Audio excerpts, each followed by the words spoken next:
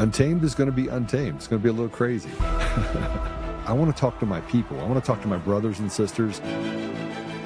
We can have grace and humility in how we interact with other people. Oh, hot dog, look at you. And nobody talked about what's really happening. And let's have conversations about what truth is.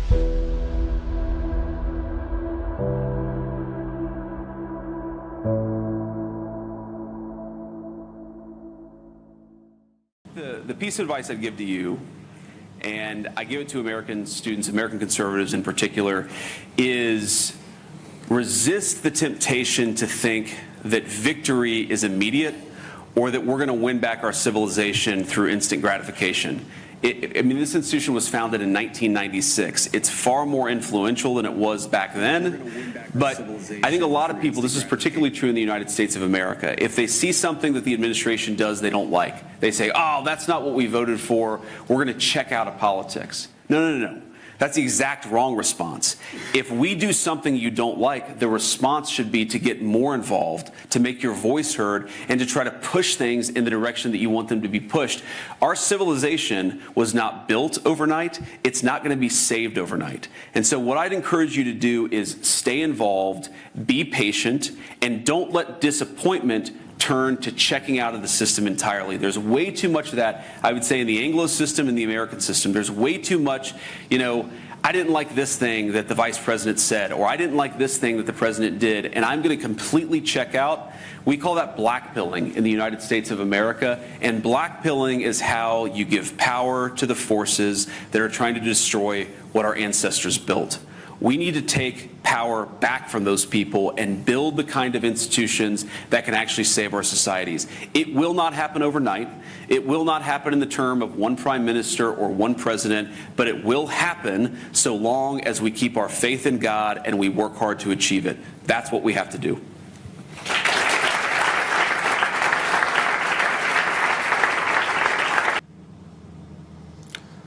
Hi, everyone. Patrick here. Don't worry, Joe is on the way. He's just held up in a meeting right now. So yeah, I'm here. That's J.D. Vance talking, Vice President J.D. Vance, talking about the battle that's going on within the country, but specifically warns about the quote-unquote blackpilling. Blackpilling is how you give power to the forces that are trying to destroy what our ancestors built. He has a problem with blackpilling. Well, then arrest somebody. Okay, the people in America are frustrated, both sides of the aisle. And the more and more we push for answers, the more and more we push for our way of life to come back to normalcy, we're told to sit down, shut up, keep it moving. So I don't understand what he's exactly talking about here. Okay, the American people are frustrated. Okay, what arrest, what accountability that has been promised to the American people has taken place since this administration has come into power? Roadblocks every which way, right? But there is still no accountability. Ready? Election fraud 2020. Who's being held accountable? Tina Peters, 9.5 years in jail. Court of Appeals just sent her back down for resentencing. Can't wait to see how that goes. Trump's he has issued her pardon, called for a release. Polish says, well, maybe this, that, right? All political theater, all nonsense. The American people have had it. She deserves to be released. End of story. There's enough information out there. How about the abuse of the Colorado prison system, right? Where is that investigation gone? Has that investigation been completed? Has that, right? Where is that? How come she's not been pulled to be a witness into the abuses that have taken place in the Colorado prison system? Right? What about COVID fraud? Fauci, right? Where's any accountability with the COVID fraud, the lockdowns, the closure of businesses, the violation of our civil rights, the massive fraud portrayed on the American people to take away our freedoms, the mandated vaccination of millions of American people against their will just to hold on to their livelihood as a job? Where's the accountability there? Where's the transparency in the Butler shooting, the Charlie Kirk assassination? Where's the accountability in Russiagate? Okay, Tulsi Gabbard's been dropping bombs on social media, releasing documents talking about Obama colluded to overthrow the presidency of the United States, first term of President Donald J. Trump. Where are the arrests? Where's the accountability? War with Iran. Majority of the American people are against this war in Iran. Majority of American people want something done with the SAVED Act. And now they're trying to, you see what they're doing? Trying to get this Dignity Act, trying to slither something in here with a Dignity Act. We'll cover more about that during the week. But once again, nothing what the American people overwhelmingly voted for in this country is taking place every which way. Anyone remember DEI? We're going to root out DEI everywhere with what? With an EO? That's not enough. Where's the fight to uproot DEI and put legislation into practice, right? On the federal level, banning this. It is racial segregation. That's what DEI is. Okay, I literally got fired, literally written in court paperwork. I was fired because the district's mission of promoting diversity, equity, and inclusion outweighed plaintiffs' protective speech. If we do not need federal legislation to have protected speech in the workplace as far as equity training and rooting out DEI, I don't know what else to say. But there has been no movement, zero movement on the federal level on the DEI front. Certain states take it into their own hands, and kudos for them, good to them. But what about federally? Where is it? Nowhere to be found. Guess what's coming right back in once President Trump is out? That's coming, regardless of not if the American people want it or not. DEI is coming full-fledged down our throats. So there is nothing stopping it. There's no legislation. There's nothing being done. What about accountability, holding the judges in the court system that are harming the American people day in and day out, violating American civil rights, re-releasing criminal offenders onto the streets to reoffend, to victimize the American people? But yet these judges still collect their six-figure salaries. These federal judges still have their security details. They never have to deal with the carnage that they cause. Where's the accountability for them? Where's the talk about creating federal legislation that will allow for the removal of these judges? Where's any of this happening? Nowhere. So we talk, we bitch, we complain, and then you talk about us blackpilling. It's called reality, okay? We're not morons. Okay, we look around, we see what's happening in America, and we're like, what the hell is going on here? Why isn't this being done? Why isn't this being done? Why isn't this being done? Why isn't this being done? That's not blackpilling. That's saying, where's your campaign promises? That's all. Any movement on the border wall? I haven't heard anything about construction on a border wall going on. You know, so when J.D. Vance is sitting up there talking about blackpilling is a way to give power to forces, no, it's not. We're not giving any power. We're just calling out the blatant obvious that's going on. And if enough of us keep calling out the blatantly obvious garbage that is going on in America consistently, maybe it will break through the cone of silence that it has a chokehold on this White House. Just maybe. Because down here at ground level, the stuff we see every day that's going on, it's outrageous. And the people are going to check out. No, we can't check out. But the reality is you're going to lose people at the voting booths going forward. And I know the election fraud shit's a problem too that they've done nothing about. You have whistleblower testimony, you have all this shit that's out there, and yet nothing seems to move the needle. So then when you're talking about that, and I was on the phone last night with a couple buddies back in New York, and one of my buddies was talking about that, Trump's driving them away from voting. And I'm like, what do you mean? I'm like, you're going to vote Democrat? Nah, I'm going to vote best candidate. I'm like, okay. I said, what's your criteria for a best candidate then now? Like, if you voted Trump last time around, what's your criteria for best candidate now? And it's the same thing that Trump ran on. He wants. He's not going to get that from the Democratic side. He's simply not going to wind up voting. And that's going to happen to millions of people across the country because they feel like they've been betrayed. Because nothing has been done to move. And now we're being saying blackpilling's the cause. No, blackpilling's not a problem here. Blackpilling is actually what happens when nothing happens that has been promised that's going to happen. And there are easy, simple solutions when you dominate Congress that you could pass legislation to get shit done, but you choose not to. Because those in charge love the chaos, they love the division because it enshrines their power, their money, their family's success. All while us here at the ground level has to deal with the fallout of their ineptitude up top. But they don't care about it because all they care about is lining their pockets, making sure they're set up, and making sure they're isolated from us on the day-to-day. Ever see a politician shopping at Sam's Club on the weekend? No.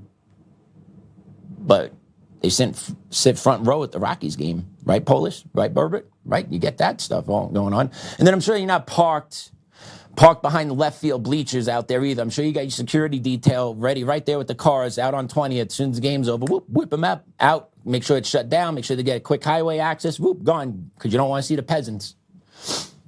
Right? Quick access. Make sure you don't see the peasants. Right? What have the American people gotten? And then Bongino calls us bitches and all this other shit online. Right? The guy that promised and put his reputation, oh, I'm going to, right? Well, he came around 10 months later with his tail between his legs. Blackpilling.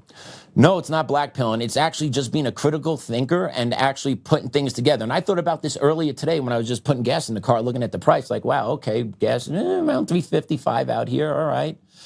But we produce more gas than the Middle East, but yet why is our gas going up if we don't get our gas from the middle, right? How does that work? I don't understand. Maybe I'm an idiot. I ask why and how typically. That's kind of what my 4-year-old does. And if my 4-year-old knows I'm lying to him, he asks me why and how. And if I can't answer those two questions back to back, I'm a liar, right? And so think about everything that the federal government says to you, right? Just simply follow up with why or how. Simple, right? That's critical thinking. That's like looking beneath the layer. And it's not hard, right? It's not hard. My 4-year-old knows to do this. We know to do this. So it's not blackpilling. It's actually just like, what the hell is happening here? We trusted you guys.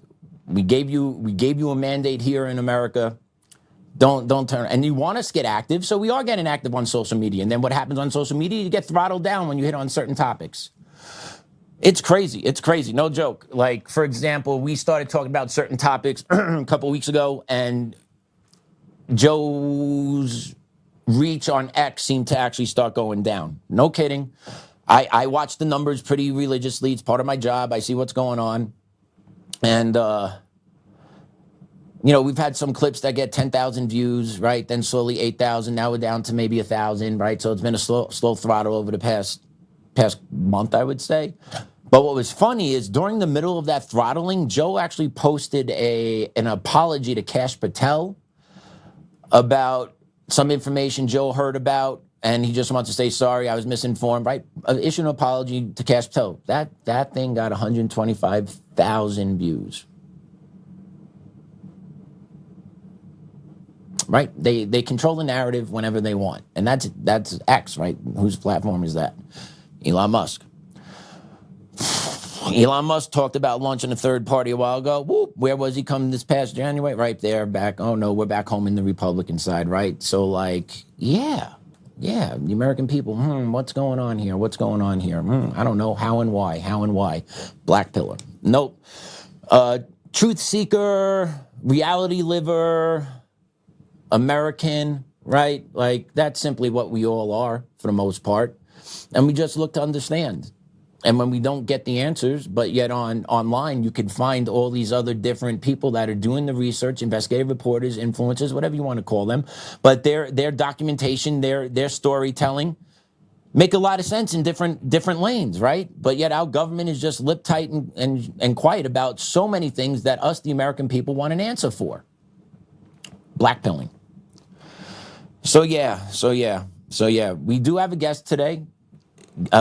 Doc Pete Chambers, running for governor in Texas. He is being very kind and patient, waiting for Joe to join us, which should be momentarily soon. But before Joe hops in here, we're going to move ahead a little bit in the show. I don't know if you guys have heard recently or not.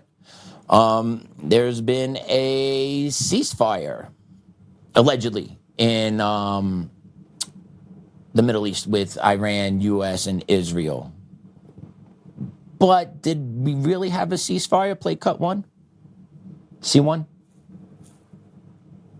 Bombing Hezbollah in Lebanon. And as you mentioned a moment ago, breaking right now, Iranian state media says Iran is closing the Strait of Hormuz again in response. So I'm John Roberts in Washington. Sandra, I take it that threat is not going to go over well with President Trump. Yeah, we've got the latest on the market movement because the markets are tracking all of this. I'm Sandra Smith in New York. So, John, this is America Reports, and President Trump is telling the New York Post top officials, including Vice President J.D. Vance, could be heading to Pakistan for talks very soon. So, yeah, overnight, early this morning, agreement was reached upon, ceasefire for 2 weeks. We turn to your neutral corners. Let's open up the Strait of Hormuz. Let's get global energy moving through the strait out all over, right? There's been shortages in Asia, Thailand, Philippines. I know some nations have actually started to regulate what days of the week you drive your car on, kind of like what happened back here in the 70s. But yeah, so we had a pause. And then if you heard the very beginning of that clip, Iran shut down the strait again today because Israel's attacking Lebanon. Ceasefire is agreed upon. Cool. Open up the shipping lanes. Let oil start flowing again. Let natural gas start flowing again. Maybe we don't have a food shortage come the fall harvest because there's no fertilizer, right? Hopefully that doesn't happen. Prices ain't gonna spike through the roof. Within a couple hours of that happened, carpet bombing, I believe, apartment buildings in Lebanon from the videos I was seeing today online.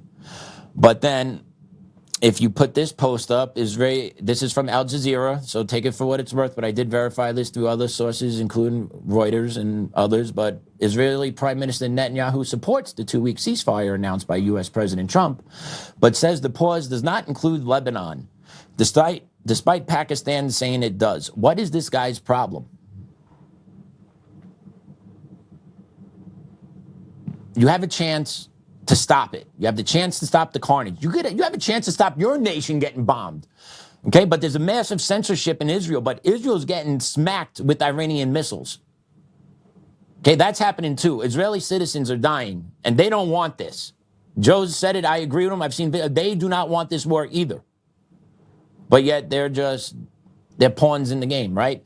Because Bibi's under indictment, right? He's facing charges in his home country. No one talks about this anymore, but don't forget, Bibi's facing corruption charges in his own country, right? What better way to prevent facing those charges than to make sure you have chaos all the time?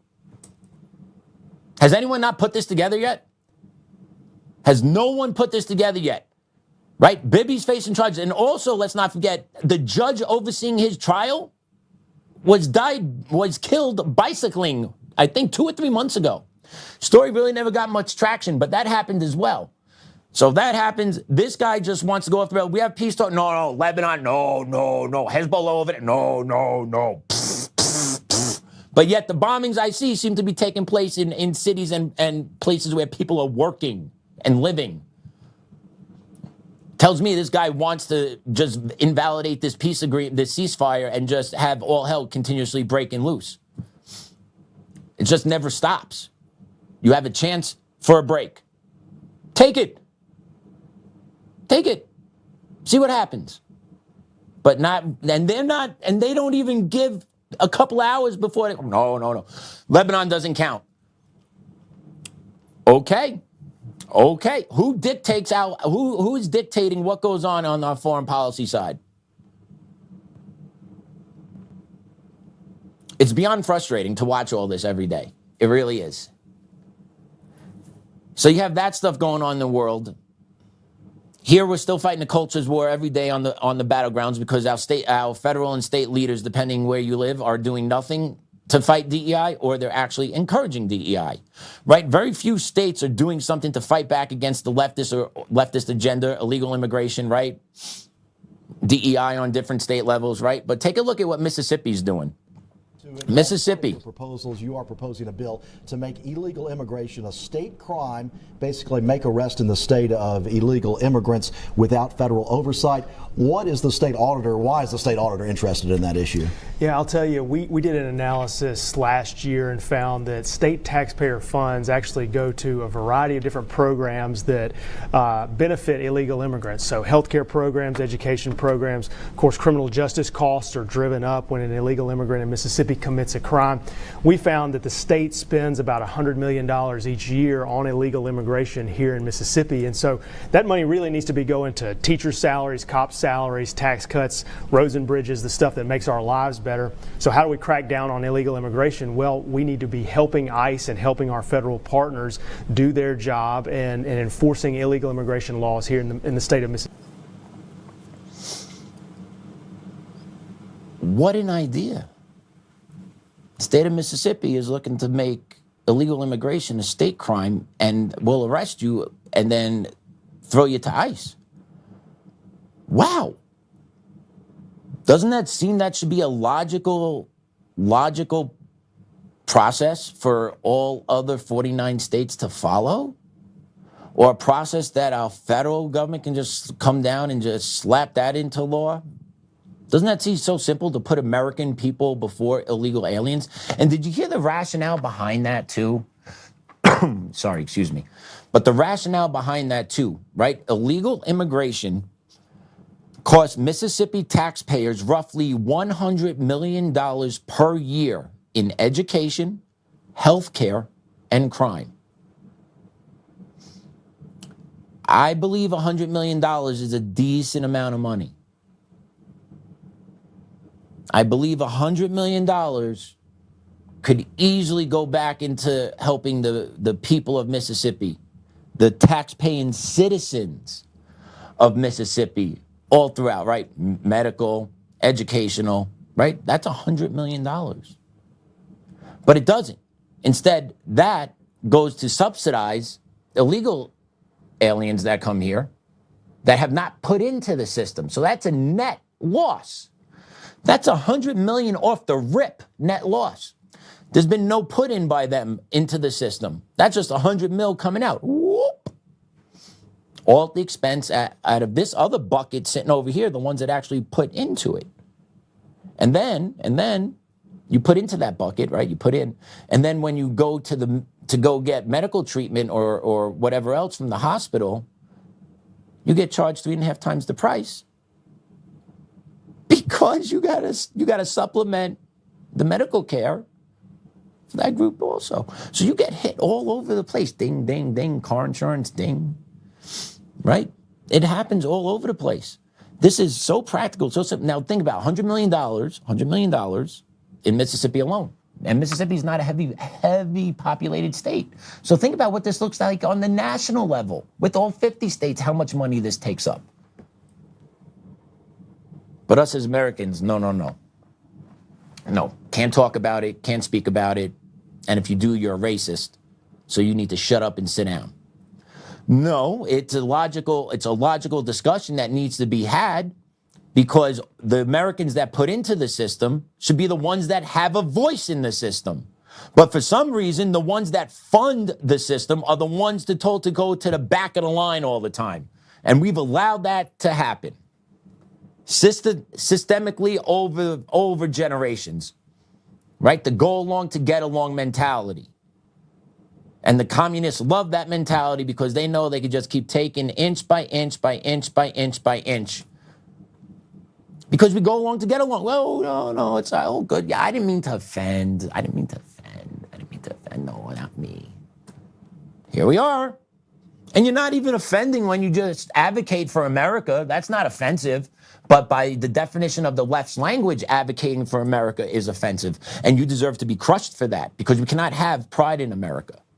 We can't have a belief that this is the greatest country ever, even though this is the country that everyone comes to, no matter where they are from the rest of the world. Say, I want to go live in America. Yep, I want to go live in the most systemically racist nation ever created right now in 2026. Yep, boom, coming in hot. Boom, I want to know what it feels like to be oppressed, baby, in America. Well, if you want to know how it feels like to be oppressed in America, be a white male. Be a white Christian male that loves America. You want to know what it's like to be oppressed? I got you all beat there. Okay, no one's lost their job because they loved America. I have. No, I have. I haven't been allowed to get into courts either. And now I just got a heads up about my 3-judge panel. Woo!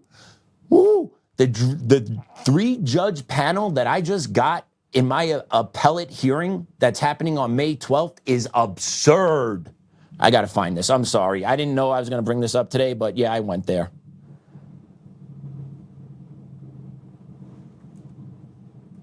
I got to find it. Here it is. Hold on. Okay, so I have Judge Scott M. Matheson, Jr. He was appointed by President Barack Obama in 2010. Ideology, he's a liberal, left-leaning. He is a Democrat with a background in Democrat politics, former U.S. attorney under Clinton and Democrat candidate for Utah governor. He is generally considered one of the more liberal judges on the 10th Circuit. That's one. Second judge, Judge Nancy Moritz, appointed by President Barack Obama 2014. Ideology, liberal, left-leaning. She previously served on the Kansas Supreme Court and is viewed as a reliable liberal vote on the 10th Circuit. Hey, that's 2 out of 3. Can I go? By the way, there's 12 judges. Hold on, it gets better. There's 12 judges on the 10th Circuit Court of Appeals, federally out here in Colorado. There's 12 judges. Every appellate case gets a 3-judge panel. The makeup of the courts is 7 Democratic appointed judges, 5 Republican appointed judges. You heard my 2 so far. We got number 3. What do you think here? Judge number 3, Veronica S. Russman, appointed by Oltmann President Joe Biden. Liberal, left-leaning. She's a former public defender and is considered one of the more progressive judges on the court. So I am 0 for 3, baby. I have not one conservative judge that will be hearing my oral arguments on May 12th. Let's go on. This is all through Grok AI search, by the way, right? This is not my personal opinion. I want to make sure we all hear this. I'm sorry in case this gets queued up anywhere. This is all from Grok AI. This is not Patrick Hogarty speaking about the judges in front of him. This is according to Grok AI search. Just so we all know. Okay? According to Grok AI, this panel is one of the least favorable possible draws for a First Amendment challenge to a school district's DEI enforcement. Conservative or parental rights groups often describe panels like this as stacked on educational culture war cases. So that's what I'm going up against.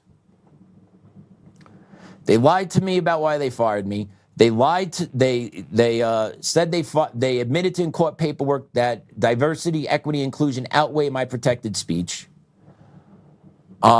This all took place during a professional development training where I was told to speak my truth.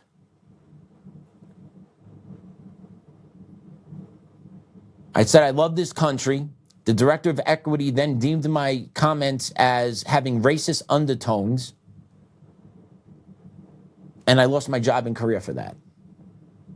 I want to, and by the way, the district also argues that everything that comes out of my mouth during the workday must be district approved. So when I was asked a personal question of how I identify, and I stated I'm an American that loves this country, that was against district policies, what they're arguing. Just so we're clear. It's not part of their job duties. Do we hear how absurd that sounds? But yet when they fired me, they didn't have the balls to say that to my face.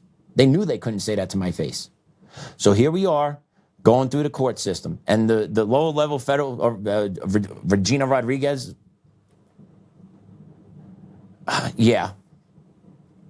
smack me around. Oh, American? Oh, you can't say that at work. What? You can't. Get out of here. Dismissed. So here we got these 3 judges. We'll see what we have here.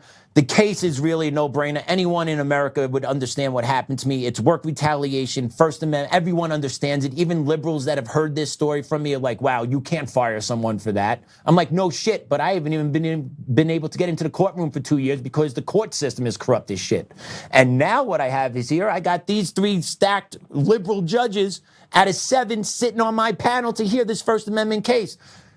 I asked Grok, what were the chances of getting a stacked panel like this?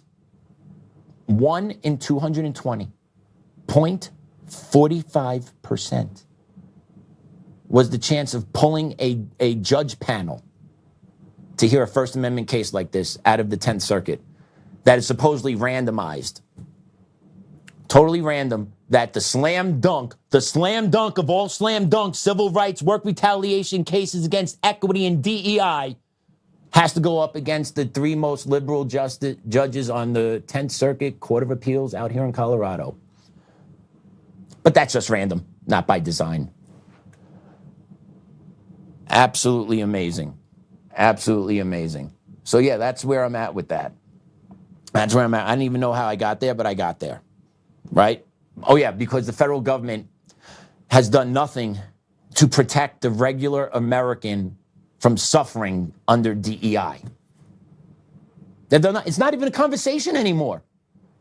Has there been a conversation? Have you heard any chirping about, oh, we need to outlaw DEI, we need to make sure critical race theory? It's racism. It is practicing racism in schools. That's what CRT in DEI is. It is practicing racism in schools. But you think any leaders are doing anything about it at the federal level to make sure that is knocked off? Nope. Anyone passing laws about transgenderism and eliminating boys in girls sports? Nope. Anyone doing about election fraud? Nope. Everyone's just sitting on their hands and asses. I'm glad Mississippi is doing something. Maybe Mississippi is a state people should consider moving to. Mississippi just made it to my list. Just because, hey, why not? Why not just get a bang for my buck as an American taxpayer? You know what I'm saying? That's where I'm at. And as we go forward, right, and we just talked about the transgenderism, and I don't know if you remember this, but a week or two ago, we played a clip where there was a college athlete testifying at a House hearing. I forgot what state it was in, but we played it here on the show. And the politician that was the Democrat politician, but of course, was questioning the young female athlete about her heart and her desire of being a woman athlete, her competitive spirit.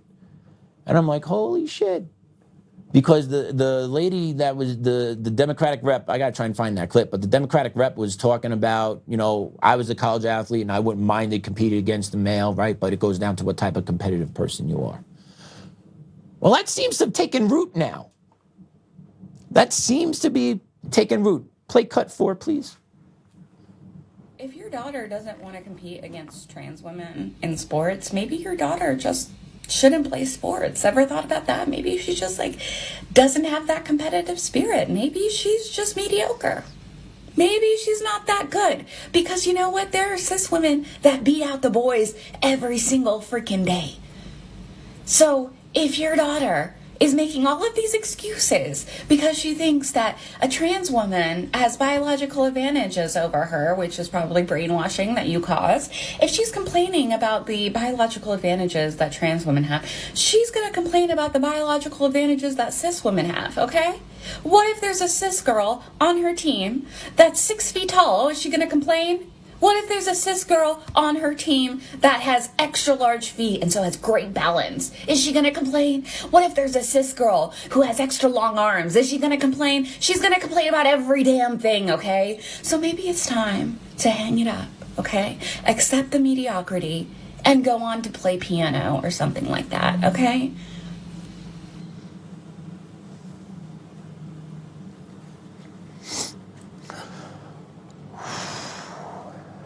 That's absolutely disgusting.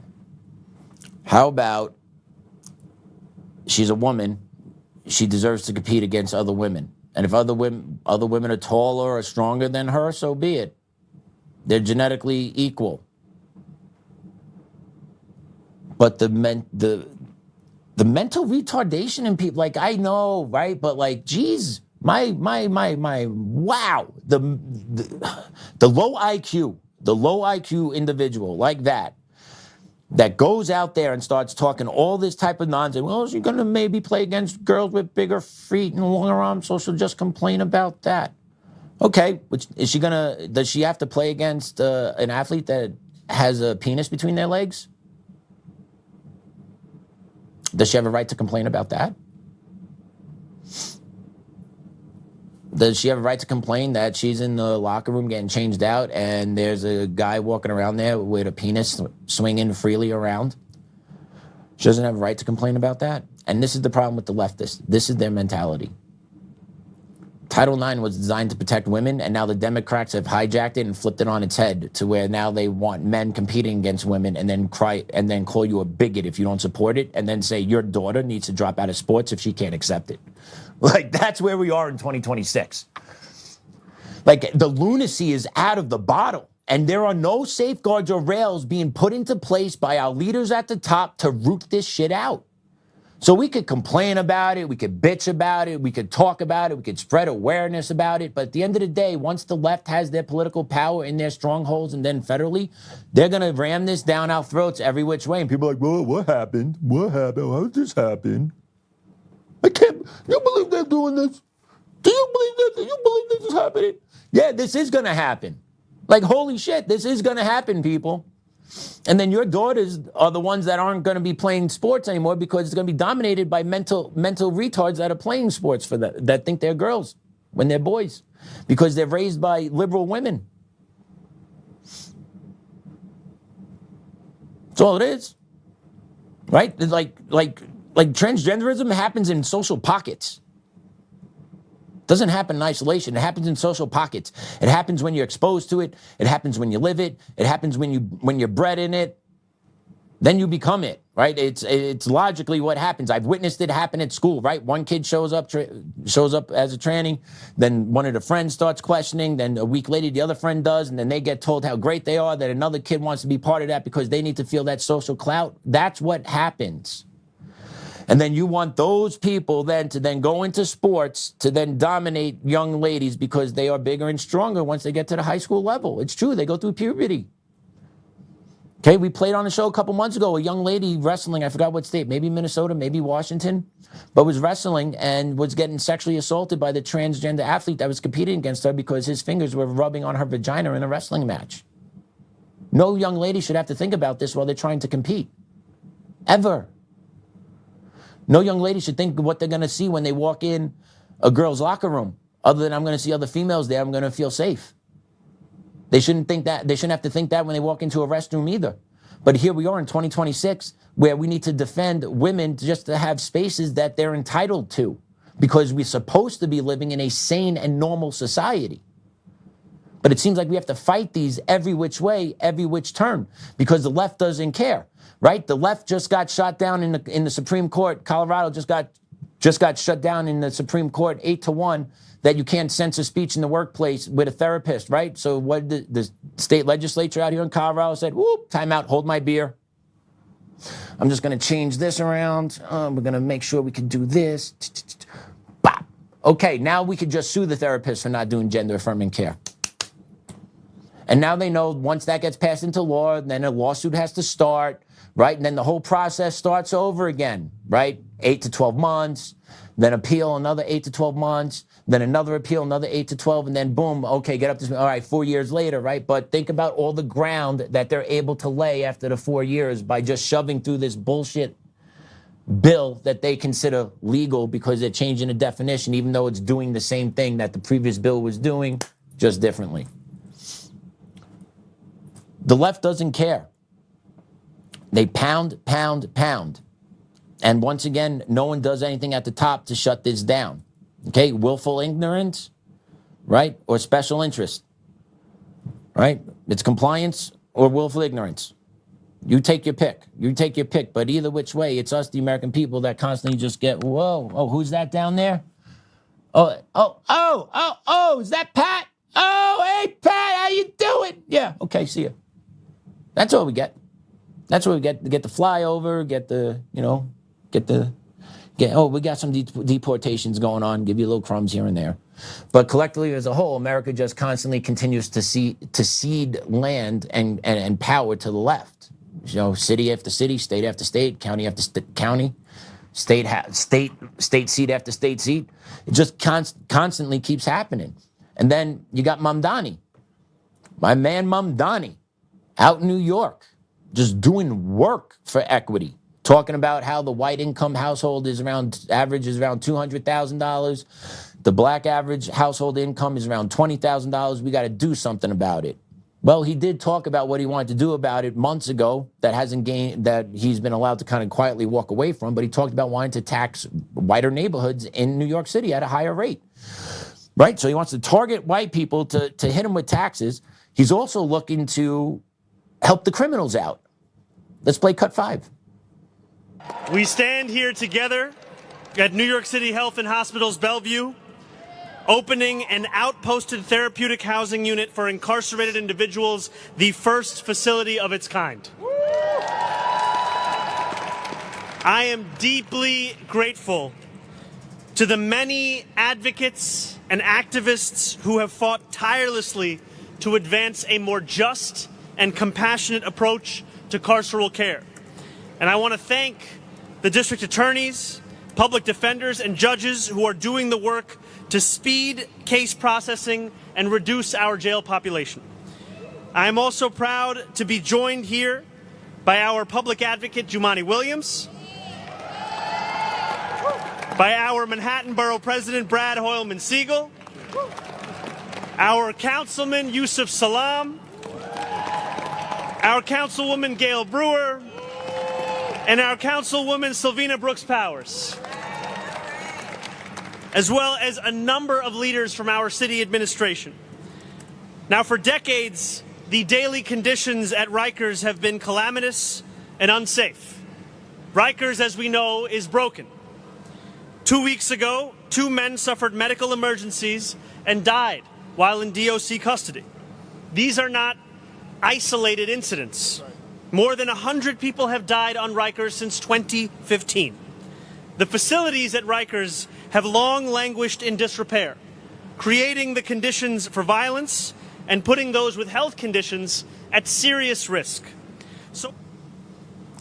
So Comrade Mamdani's there basically just opened up a 5-star luxury resort for criminals to get rehab at, and then continue to talk about how awful the system is for the criminals and that he has judges working as fast as they can to make sure they're able to get back out onto the streets as possible. Yeah, that's going to go well, right? Yeah, the justice system isn't perfect, but at the end of the day, you should not be re-releasing criminal offenders over and over again onto the streets, okay? We have seen it over and over again. 30, 40 times someone's been released into the streets, they constantly reoffend, constantly reoffend, constantly reoffend. Why do you consistently want to allow criminal offenders back onto the streets unless it's not to make sure there's chaos all the time? Right, and I'm not saying you're like telling the criminals to go do chaos, but you know what criminals are gonna do. So hey, here you go. There you go, out on the streets. Run free, young lads, and prosper. And then you know what you get from that. Petty theft, sexual assaults, robbery, murders, all the above. And then instead of making sure you keep the criminals in jail, you just make Mamdani and the left want to make sure they keep pushing them out, right? It's all by design, right? All this stuff is always by design, okay? The majority of American people don't believe that should happen. The majority of American people believe if you commit crimes, you should do the time. It's not that hard. But yet you have these cities and states that are run by these criminal cartels that say, no, these criminals are the victims here, not you that got your leg broken, not you that had your daughter murdered, not you that had your son hit by a drunk illegal alien, not you that had your wife sexually abused by a criminal. No, you guys, no. You're not the victims here. You are not the victims. You hear me? You're not the victims. This man that raped your child, he's the victim of the society. He's the victim of the system. He's the victim. We need to make sure he's whole again. You, away, peasants. And that's what the left do. That's what the left does. Social justice. Equity. It's all about targeting specific groups of people and taking what they have and making them victims in their own society to make sure others get what they have had. That's all it is. That's what the left does. Communism 101, right? Create these divisions, right? Create all this, take from yours, eventually force the drawdown, force the fight in the streets, force the shock troops to come in, right? Force it all, all under the guise of equity and social justice. That's what they do. And take a look what Massachusetts is doing. What they just did. Okay, once again, this is the Northeast quadrant, right? The real beginning of our nation, if you think about that, East Coast, but specifically the Northeast. New York was an important harbor, right? You had Ellis Island, you had New York City, where everyone would just get dropped off at the right there on the docks and go. And then you had up north of New York City, you got Providence, Rhode Island, you got Massachusetts, you have that Northeast Connecticut, you got that Northeast corridor. That where a lot of the good of this nation originally came from is now simply overrun by communist filth. Check out cut 6. When you talk to the governor talks about what's going on in her state. She says Massachusetts is not a sanctuary state, but Boston's a sanctuary city. Do you think that the state is operating like a sanctuary state at this point? 100%. And that's one of the frustrating things for us. And what I'd say for the governor's office is we've had individual law enforcement agencies and state agencies reach out and say, hey, we want to turn this individual over to you. They're wanted for murder in El Salvador. So how is, or like the sex offenders you saw today, they're already known registered sex offenders on the Massachusetts probation rolls. Why would you not turn someone over that's been previously deported? To me, that just makes no sense. And again, like the person we arrested that was living across the street from a playground. So you have a deported sex offender that the state knew about living across the street from a playground. Tell me again, blue cities and blue states support the American people and care about you. Tell me how this is going to be any different when they come back into power. Okay, just to understand that, the Massachusetts governor, Maura Healey, was fully aware that there was a criminal, illegal alien, pedophile living across the street from a playground and did not cooperate with ICE. How much disdain do you have for the American people? How much do you care more about your principle of communism and the principle of that than you do the citizens you're supposedly sworn in to protect? Or do you see your citizen just as equal as an illegal alien? You believe they are one and the same? Because that's what the left really does believe, is that there is no difference between an American citizen that's been here or a criminal illegal alien that's been here. And in most cases, they believe the criminal illegal alien's a little bit higher, hold them in higher regard than the American citizen, because the American citizen has been responsible for the oppression of those people.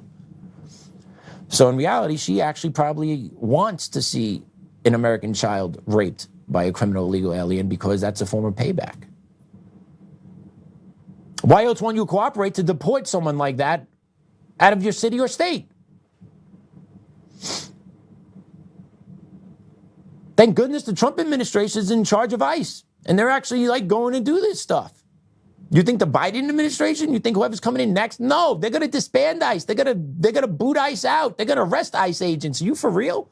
You know the pain that's coming for ICE agents under the next regime? It's going to be absurd. It's going to be Nuremberg 2.0 here in America for ICE agents. Are you kidding me? They're going to put all of them up. They're going to charge them with all different types of shit. Hate crimes, racism, violation of civil rights. Watch. They're going to do it all to them. Then they'll throw them in jail. Then they'll go after their families. They'll go after their houses. And guess who will be living in them? The criminal illegal aliens that they tried deporting. Transfer. And that would be the reparations to the criminal illegal aliens, right? Because there's already been talk about that, right? You've heard about it out of Minnesota, Minneapolis specifically. They're talking about offering reparations to the criminal illegal aliens that were offended by the massive ICE deportations that took place up there, that they were scared, right? They couldn't go to work, so they couldn't pay rent. So, right, Minneapolis is paying, Minneapolis is going to be paying their rent, back pay their rent because they couldn't go out. They're going to make sure they get compensated for the trauma that they endured. If I'm in Minnesota, I'll be pissed. I'm an American, I'm pissed. But if I'm in Minnesota, I'm more pissed that you just simply don't care. And all that money that they continuously pay out to these illegal aliens, where does it come from? It doesn't come from illegal aliens putting it into the system. It all comes from the backs of us. It all comes from the backs of the Americans that work their asses off, work their asses to the bone, make sure they pay their taxes on time because they know the full weight of government would come cracking down on their head if they didn't. That is the sad reality. That's what I get as a taxpayer citizen. I don't get access to the courts. I don't get a fair hearing. I don't get to say I'm an American and proud American and keep my job. But as an American, I make sure I know that the IRS and the federal government come crack down on me if I'm off of my taxes in a couple of weeks. Actually, next week, shit. Good thing I did them already, right? See, I did them already, right? Because I know better, And it's bullshit. We shouldn't be paying taxes. I'm conditioned to pay taxes. I don't get a damn thing for the money I put into this country, except to be told I'm a racist, I'm a piece of shit, I deserve to lose my job. What else? We could bomb the shit out of anybody we want. You can't say anything about it. We can censor people. You can't say shit about, right? The whole 9 yards. What do I get for it? Get nothing. Get more gray hair every day. Get aggravated. Walk around pissed. My wife's like, you guys stop being angry all the time. I'm like, I can't turn it off. This is like therapy for me. It's crazy. I'm like, I can't turn this off. And then I literally just found out today my 3-judge panel, and I'm like, yo, come on. Can I get a reprieve somewhere? And then it dawned on me. And I got to remind myself of this. God wants to hear my case. That's why it's going this way. God wants my case to be heard. I don't mean God wants to hear my case. God wants the people to hear my case. So the journey logically has to be long. Logically has to be hard. I don't want it to be long. I don't want it to be hard. I think it's been long already. But in God's time, man, this ain't long at all. God's got eternity. Right? So like, a couple of years isn't that long. That's like a blink of an eye for God. Oh, wow. What is this? 200 AD? Okay, blank. Oh, where am I? 1000 AD? Boom. Where am I? Renaissance? Boom. Oh, 2026. They're coming to the moon again. Right? Just like, yeah, all in due time, right? But it's gonna give the platform. It's gonna put DEI at the forefront eventually. Up on the constitutional level. It has to. Right? That's how I have to view it. That's the way it's got to be. I just got to remind myself every time when I get frustrated that it's part of God's plan. I've done all I can do. I have gained legal counsel. We have filed suit. I have done everything I can do. It is out of my hands until it's not. And that's up to God when that's going to happen. Tells me he wants it to happen. That's why he's making the road so hard. He's teaching me patience. He's teaching me patience and kindness and grace and humility. Yeah. And speaking of all this, right, we're talking about how Minneapolis is hitting back the illegal immigrants with reparations. Well, we got the concept of reparations coming back to Congress. Take a listen to Democratic Rep Al Green, my dude that's been kicked out of the State of Union address. Here he is. We've got to reconcile our differences. So we need a Secretary of Reconciliation, just as we have a Secretary of Education, a Secretary of Labor. We need a Secretary of Reconciliation who will report directly to a president, not this president, directly to a president. And the job would be to reconcile our differences, and that reconciliation for me, I say this with no shame, no embarrassment. I am unapologetically black. And I say this, that would include reparations for the 240 years of free labor that people still benefit today from, and that we were locked out of opportunities along the way while they were benefiting. So I believe in reparations. And Reverend, there are some people who don't want reparations, but here's my solution to that. I'll take their share. You hear that piece of trash? You hear that racist piece of trash? That piece of garbage, right? We are well past this. But once again, the idea of reparation needs to come up. We need to pay back. We need a Secretary of Reconciliation in the next administration. You're telling me the left ain't going to push that one hard? Of course they will. And then you hear that guy, oh, you don't want it? I'll take it. What's his net worth? You know what? I'm doing I just thought of that now. Grok search. Here we go. What is the net worth of Rep. Al Green? Anyone want to take a guess in the chat real quick? Anybody real quick in the chat? Anyone? Anyone? OpenSecrets.org puts his net worth at $5.37 million for 2018. That's in 2018. Where's 2025? Where's 2026?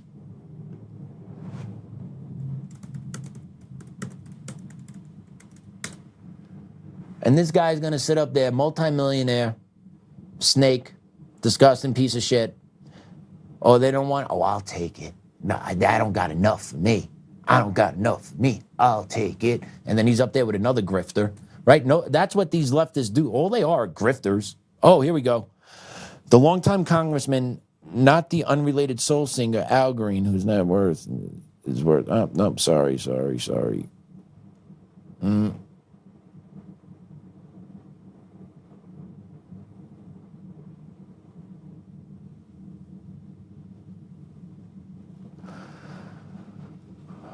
In 2025, he's around $10 million, according to several 2025 media and summary sources published mid-2025 or later, estimate Rep. Al Green's net worth at around $10 million as of 2025.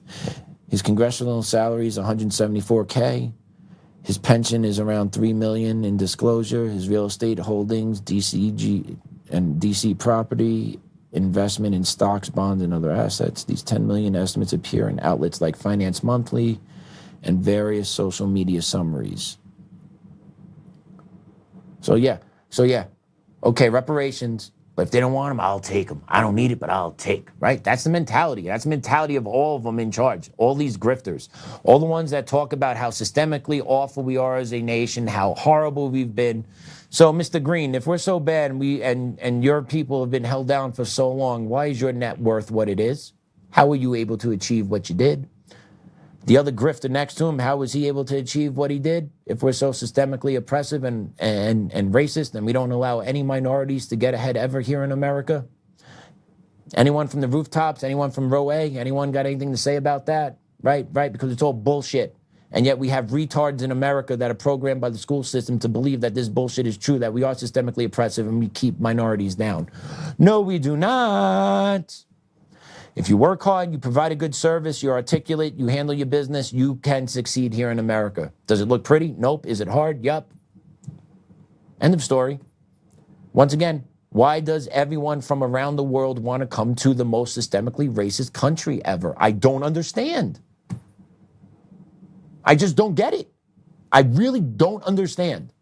People willfully leave their homeland, everything they know, their culture, their family, their roots. They leave that country willingly to go to another country where they're going to be systemically oppressed against.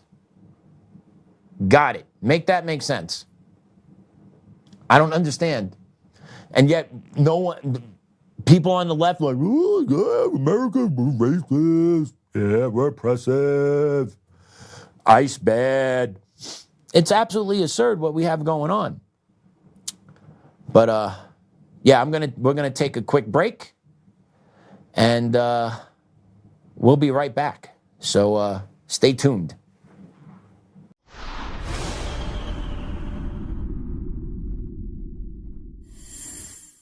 Hi, I'm Joe, Supreme Leader of DCF Guns. What is DCF Guns, you ask? We're the best damn gun store and range in the universe. Do we have guns? We have all the guns. We got small guns. We got big guns. We even have beastly guns. We offer all types of training, and we have 5 ranges across our 3 locations. I'm a good shot. And of course, we have all types of ammo. We even have flamethrowers. Woo! We offer incredible membership opportunities, and members save even more on guns, ammo, and accessories. Come join the DCF family today, where we keep the range hot and the deals hotter.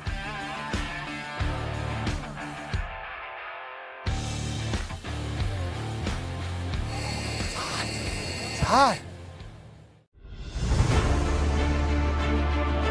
In every thread, in every stitch, Honor-Bound USA weaves the fabric of the American spirit. It's not just apparel, it's a testament to God, family, and country. At Honor-Bound USA, we're a family of patriots who put our faith, family, and America first. When you visit our website, you'll find a line of products that embody our commitment to pray, stand, speak, and act.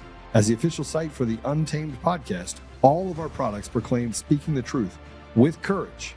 We also have the powerful documentary from Professor David Clements, Let My People Go. Identify yourself as one of the few who are willing to stand for what they believe in. Join the Honor-Bound USA family today. Wear it as a badge of honor, commitment to the values that shape us, and a pledge to the bright future we will build together. Because when you're honor-bound, you're not just wearing a brand, you're embodying a lifestyle.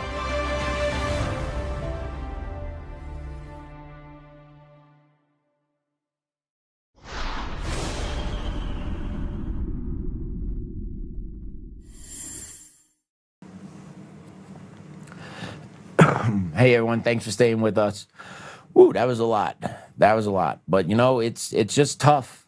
It's tough when you see what's going on in our country and in the world, and you really realize how much little control you actually have over a lot of things. It's frustrating.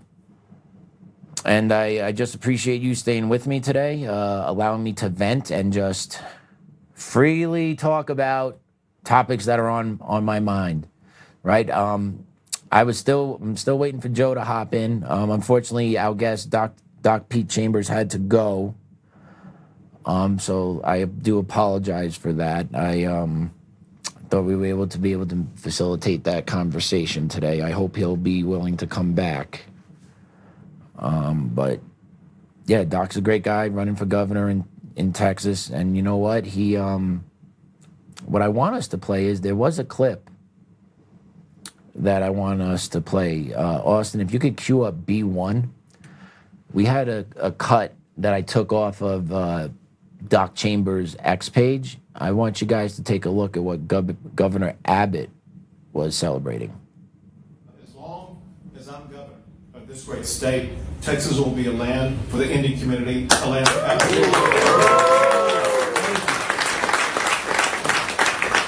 and we will continue to celebrate Diwali here in the great state of Texas.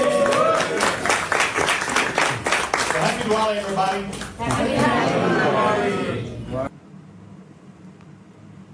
Okay, it's Governor Abbott down in Texas talking about Texas will be land for the Indian community and celebrating Diwali. And that's a conservative, guys. That needs to send red flags every which way. Okay, and if people haven't been paying attention, I know Texas is a big state. I know it's massive.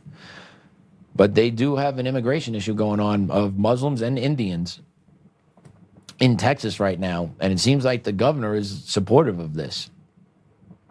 So, or at least partially supportive of it.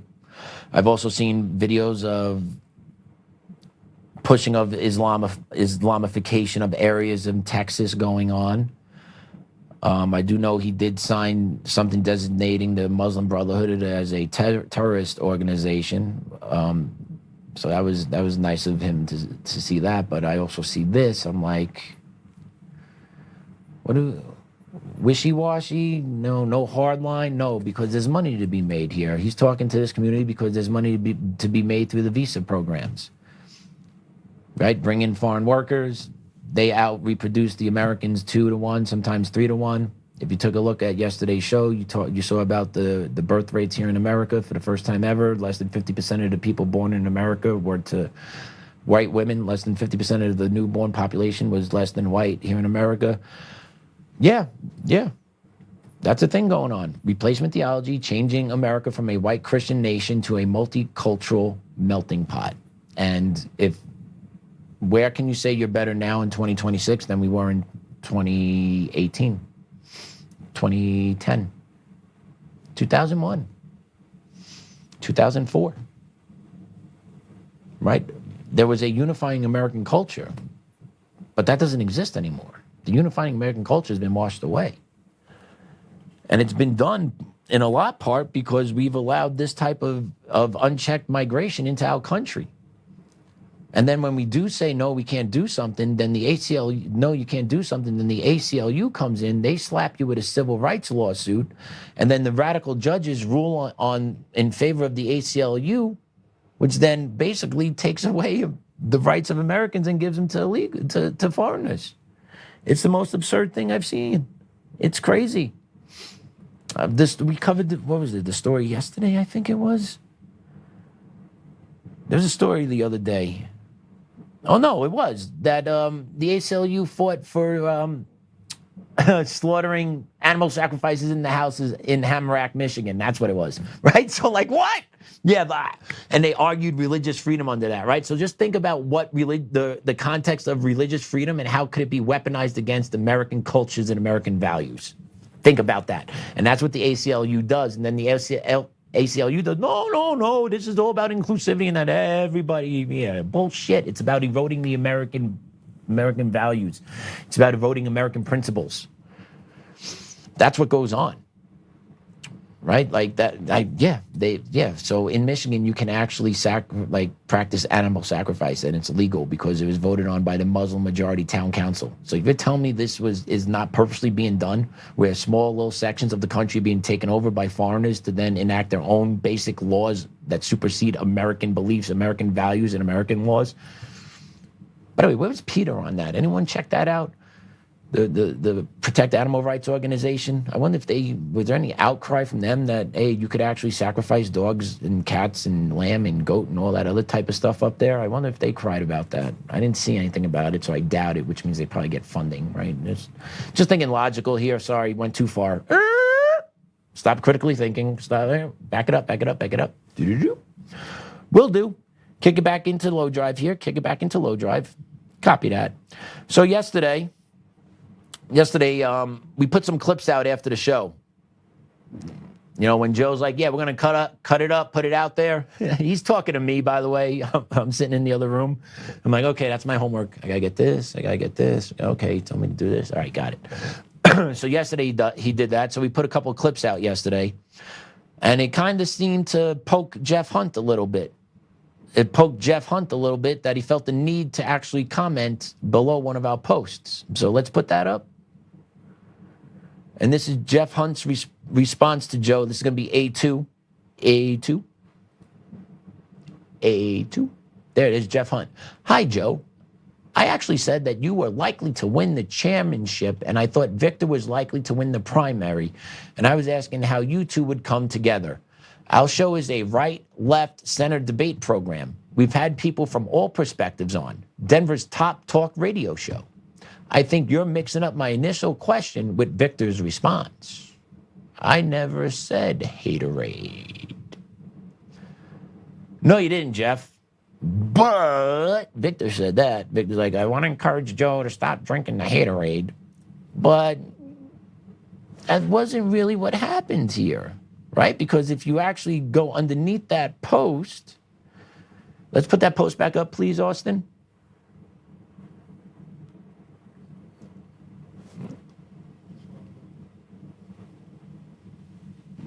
You're okay, but Joe commented underneath it, and I believe in being all transparent here.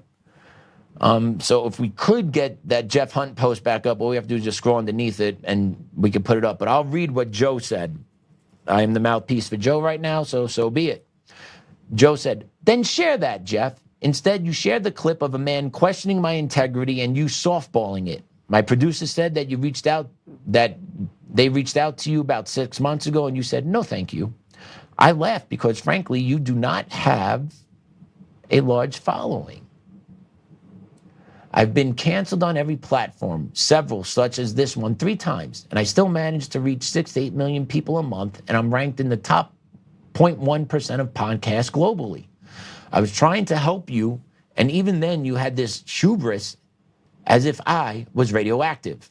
I'm not. and I am well respected despite the slander like this across the nation. I say this because despite what the village idiot Victor says, I have never spent 5 minutes thinking about him. I am not a part of any group. I do not plan any or participate in any disclosures about him, and frankly, I don't really care if he is a bad candidate or not. The people are smart. They will figure it out. I say all this because Victor has dragged me into his world, fixated with ODS to a level that, frankly, is weird. Let me break it down for you. I care about the people, period. End stop. It has never been about me. It has never been about anything other than watching people suffer. I don't do well with it because I have talents I will use to make life better. That's my goal with being the Colorado chair. I'm all about having a conversation and even more okay with squashing whatever this is that you have going on about me.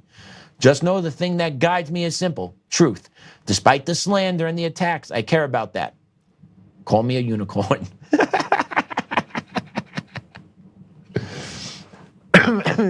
So true.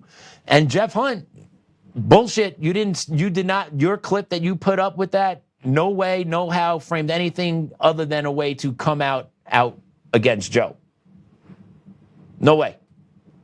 Can't frame it any other way, buddy. What you framed there and how you framed that question and right into Victor's answer, bullshit, liar. Good job, Joe, correcting that on the stands. Good job, buddy. Proud of you. But I expect nothing else from Joe. That's just the reality. I expect nothing else from Joe is that he calls bullshit when he sees it and he brings the receipts along for the ride. And people hate that, right? Because that's the hard part when you get into debates with facts and then with your statements, you have the facts and then you bring the receipts behind it, right? That really pisses people off. Because then you got nowhere to go other than to character assassinate. Because you can't win an argument with someone that's fully prepared, that has the data to prove that why they're right. You lose every time. So what do? You assassinate. You go after character.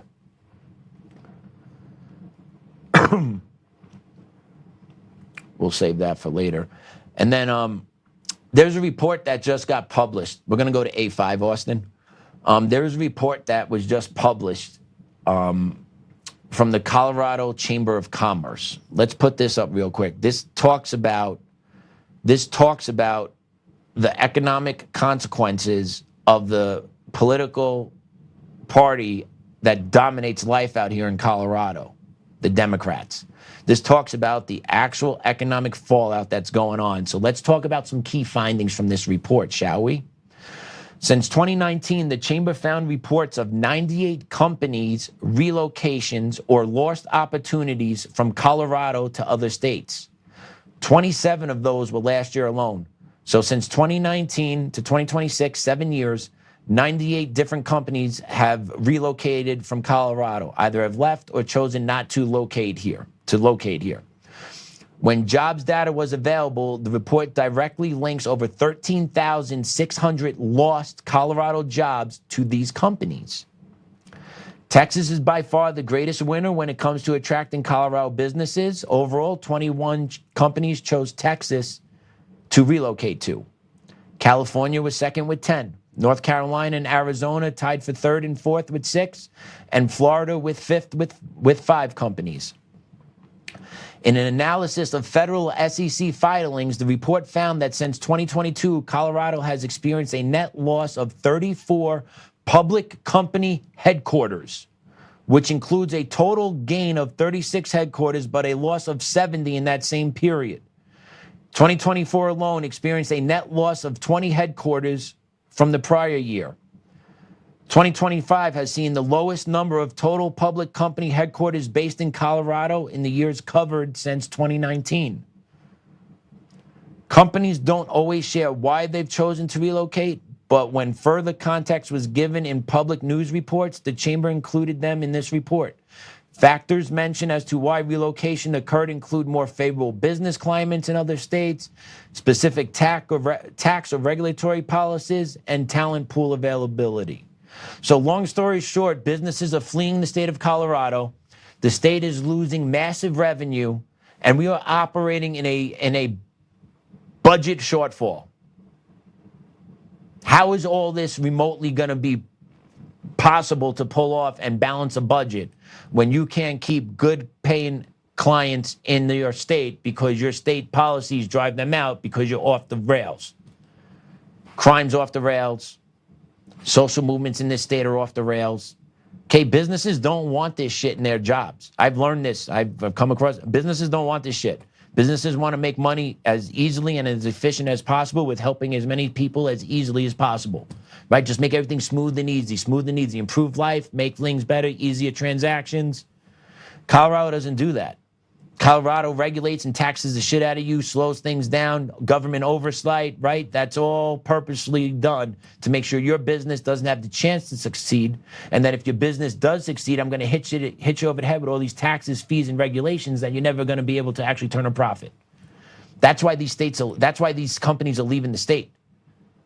Because it's very obvious that this state is not business friendly when it comes to their policies. And the reason why is because you got a bunch of retards in the state capitol that don't know shit about anything other than being social justice warriors. Social justice warriors. That's who's in the Capitol State House. That's why nothing ever gets done that's productive. That's why the moment that the Colorado got slapped down in the Supreme Court, that's why they immediately went back and said, no, I didn't. Boom. Boom, we're still going to get what we want because they don't give a shit. Okay, money to them, oh, we could just, fuck it, who cares? Boop, boop, boop, boop, boop. Businesses want to grow? No.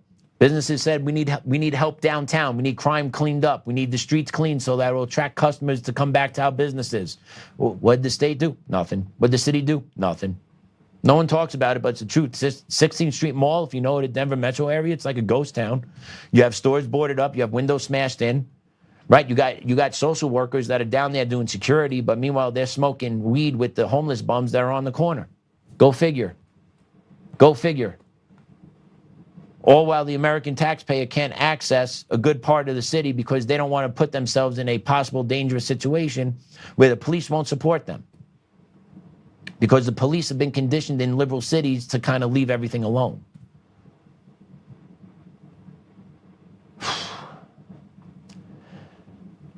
Yeah. This was not how I planned the show to go today.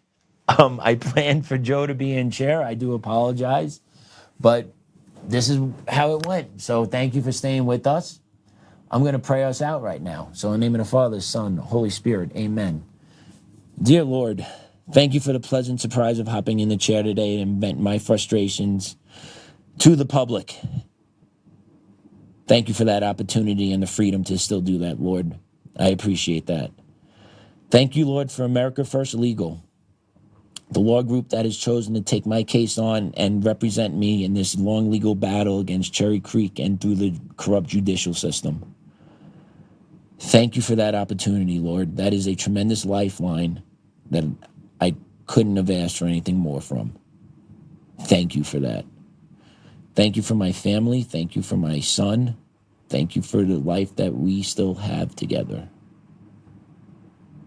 Dear Lord, please give our leaders the courage and the heart to make good and difficult choices to restore law and order to our once great society. I have not turned my back on you, Lord. Please don't include me when the wrath comes for these people.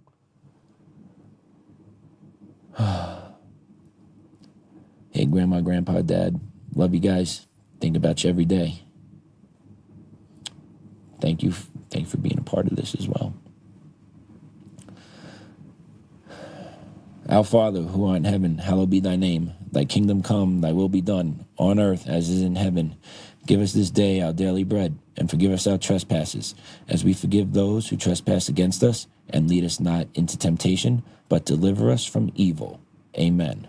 In the name of the Father, Son, Holy Spirit. Amen. All right, everyone. Joe is in chair tomorrow.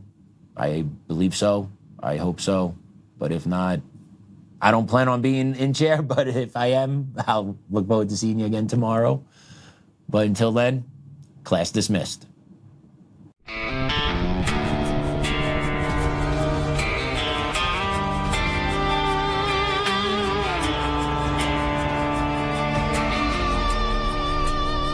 Rise up untamed in the heart of the fire where the wild ones roam, Joe. I'm bringing truth back home. From conservative daily to this untamed fire, we shatter the silence, lifting spirits higher. No chains can hold us, no lies can prevail. Authentic and fearless on this rugged trail. Patriots gather under stars and stripes. Untamed nation, igniting the nights. Untamed nation, let the truth roll out in this land of the free. Standing proud from sea to shining sea, we won't back down. Catch the fire, wear the crown. Untamed nation, it's our battle song, motivating hearts where the brave belong. Yeah, untamed and wild, forever strong. Play it again all night long.